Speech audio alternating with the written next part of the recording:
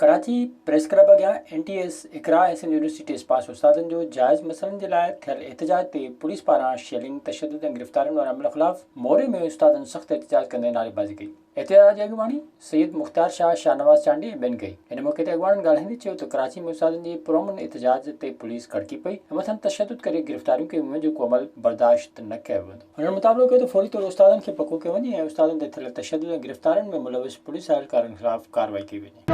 कराची में कयो वियो आहे इन लाइ इंशाअल्लाह ताला अॼु हे जेको असां तव्हांजे मोरे प्रेस क्लब ते एहतजाज नोट कराए अॼु जेको असां वटि मिनिस्टर अचे पियो आहे वहाब एजुकेशन जो इन्हनि जो असां इंशाअल्लाह ताला उते हींअर कमिश्नर जी ऐं उन्हनि जी मीटिंग आहे। असां उते बिल्कुलु माना प्ले कार्ड खणी ऐं उन्हनि खे एहतजाज नोट कराईंदासीं त छा जॾहिं तव्हांजा टाइम ईंदा आहिनि त पोइ असां उस्ताद पैगम्बरी पेशे खे तव्हां कमु वधो ईंदो आहे। विज़िट कयो अवामी आवाज़ मीडिया ग्रुप जी वेबसाइट awamiawaz.pk